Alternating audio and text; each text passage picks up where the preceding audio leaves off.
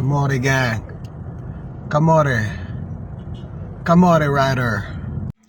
Mga kaibigan, ito, panoorin natin yung kamote rider na nakita natin dito sa video. Super big shoutout sa may-ari ng video.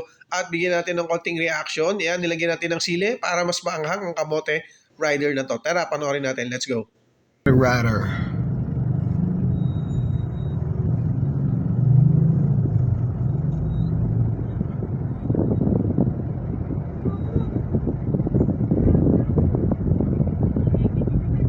So, kitang-kita naman natin na may pagkakamali or maling-mali naman talaga yung ating rider. Ito yung kamote. Parang ganito tuloy tayo kamote rider tuloy tayo. Pero nilagyan natin ng sili para lagyan natin ng twist o medyo may anghang ang pagiging kamote natin. Itulad natin yan dyan sa rider na yan na kita mo naman na mali siya, nag-counterflow siya, tapos pag tinignan mo yung guhit, pwede, makikita mo talaga no overtaking yung kanyang pinakalinya. So, tapos, siya pa yung matapang o siya pa yung parang sigaan dating. So, syempre, big shoutout sa nag-video na rin para makita natin na meron talagang kamote riders sa atin. So, hindi naman natin nilalahat na ang mga riders ay kamote. Nagbigay lang tayo ng reaction sa nakita nating video. Mga kaibigan, wag po natin tularan. So, syempre, disclaimer lang. No? Hindi natin alam po yung dahilan niya kung bakit siya ganon, kung bakit siya naging matapang sa part na yon, or bakit siya naging ganon, yung kanyang pag-uugali.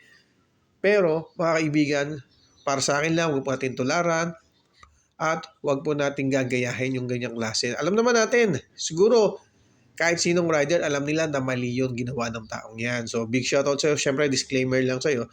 At minsan kasi sa mga ibang tao na nagiging ganyan, nadadama yung iba na matitino. Hindi naman siya sabing lahat ay matino, hindi natin siya sabi na lahat ay kamote.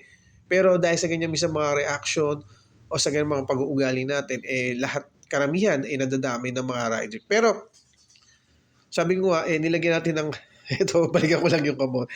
Lagyan natin ng sili para umanghang, para magkaroon pa ng twist yung pagiging kamote mo. Ayan, di ba?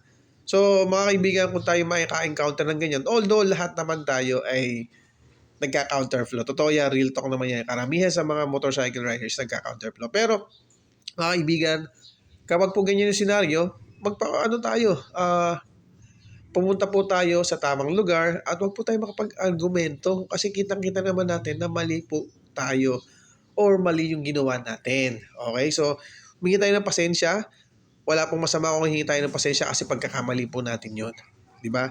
Kaya sa lahat ng rider, so maging disiplinado po tayo sa kalsada para maiwasan po yung aksidente, para maiwasan din po yung gulo or yung sabihin natin na hindi pagkakaunawaan sa kalsada. Siyempre, big shoutout sa may-ari ng video na yan at big shoutout sa courtesy of sa yan. Maraming salamat, Sir William, sa pag-upload para makita rin nila yung video na katulad niyan. Okay, maraming salamat sa kamote rider na may sili. Ayan, pampainit. Yan, mga kaibigan natin. Thank you!